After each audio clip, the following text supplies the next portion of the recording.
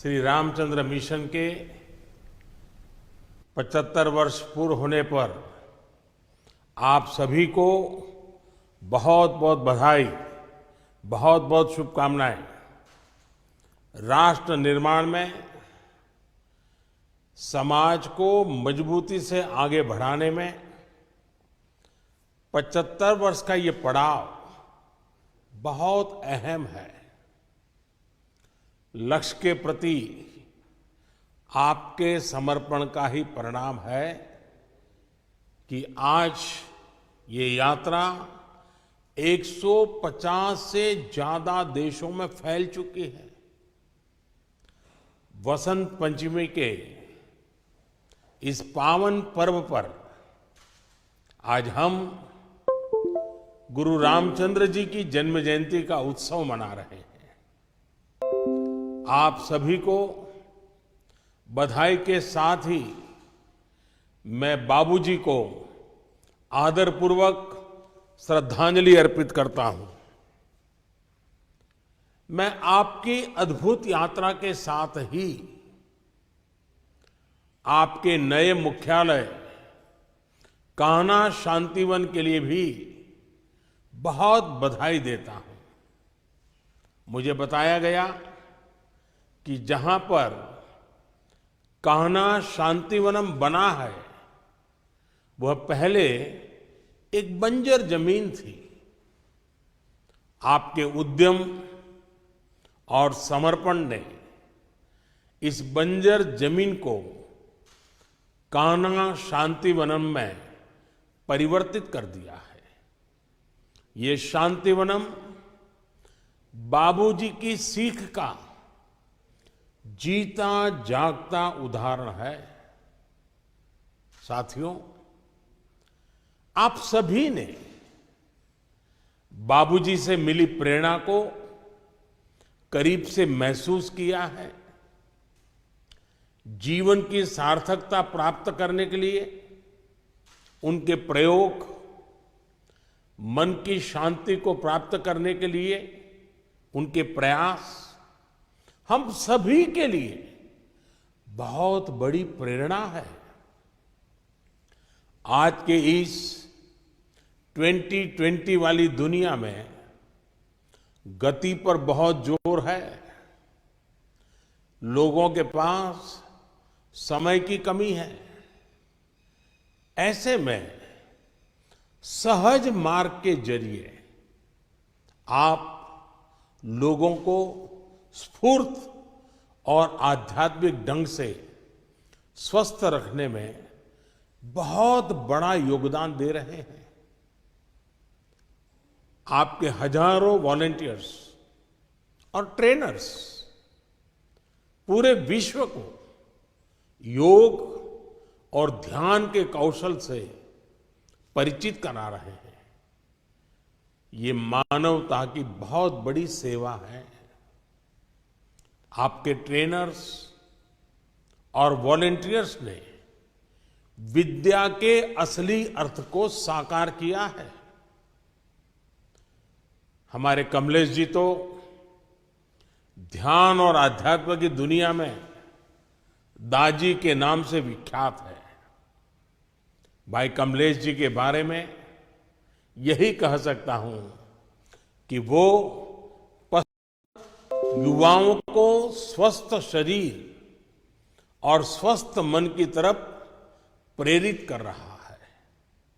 साथियों, आज विश्व भागम भाग वाली जीवन शैली से उपजी अनेक बीमारियों से लेकर महामारी और अवसाद से लेकर आतंकवाद तक की परेशानियों से जूझ रहा है। ऐसी स्थिति में सहज मार्ग, हार्टफुलनेस, ये कार्यक्रम और योग विश्व के लिए आशा की किरण की तरह है। हाल के दिनों में आम जिंदगी की छोटी छोटी सतर्कता से कैसे बड़े संकटों से पार पाया जाता है, इसका उदाहरण पूरी दुनिया ने देखा है।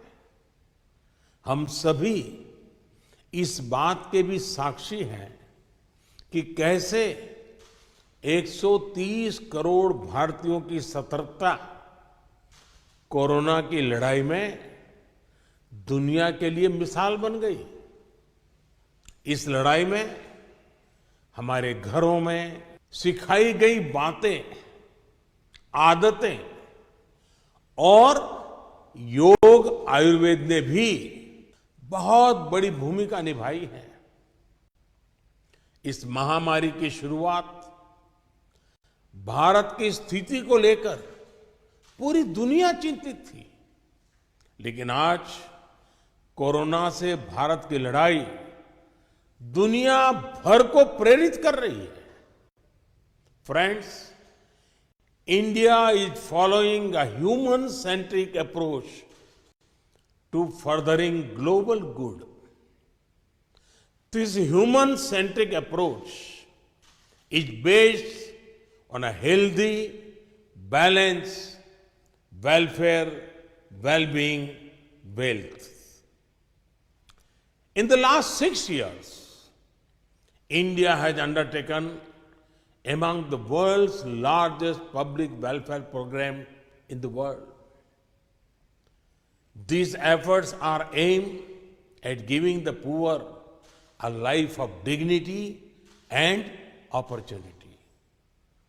From universal sanitation coverage to social welfare schemes, from smoke-free kitchens to banking the unbanked, from access to technology to housing for all. India's public welfare schemes have touched many lives. Even before the global pandemic came, our nation had increased the focus on wellness. Friends, our idea of wellness goes beyond merely curing a disease. There has been extensive work on preventive health care. India's flagship healthcare scheme, Ayushman Bharat, has more beneficiaries than the population of America and many European nations. It is the world's largest healthcare scheme. The prices of medicines and medical equipments have been lowered. The popularity of yoga is known to you all. This importance to wellness is aimed at ensuring our youth stay fit and they do not have to deal with lifestyle-related disease. When the world needed medicines for COVID-19, India is proud to have sent them all over. Now, India is playing a central role in global vaccination. Our vision for wellness is as much global as it is domestic.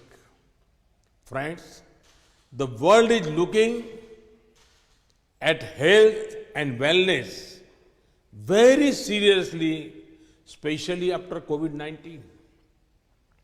India has much to offer in this regard. Let us work towards making India a hub for spiritual and wellness tourism. Our yoga and Ayurveda can contribute to a healthy planet. It is our aim to present this to the world in a language they understand. We should scientifically elaborate on their benefits and invite the world to come and rejuvenate in India. Your own heartfulness, meditation practice is a step in that direction. साथियों, post corona world में अब योग और ध्यान को लेकर पूरी दुनिया में गंभीरता और बढ़ रही है। श्रीमद् भगवत गीता में लिखा है, सिद्ध सिद्धियों समो भूत्वा समत्वम योग उच्यते, यानी सिद्धि और असिद्धि में समभाव होकर योग में रमते हुए सिर्फ कर्म करो, यह समभाव ही योग कहलाता है। योग के साथ ध्यान की भी आज के विश्व को बहुत अधिक आवश्यकता है। दुनिया के कई बड़े संस्थान ये दावा कर चुके हैं कि अवसाद, डिप्रेशन मानव जीवन की कितनी बड़ी चुनौती बनता जा रहा है। ऐसे में मुझे विश्वास है कि आप अपने हार्टफुलनेस कार्यक्रम से योग और ध्यान के जरिए इस समस्या से निपटने में मानवता की मदद करेंगे। साथियों, हमारे वेदों में कहा गया है, यथा द्योषच पृथ्वी च न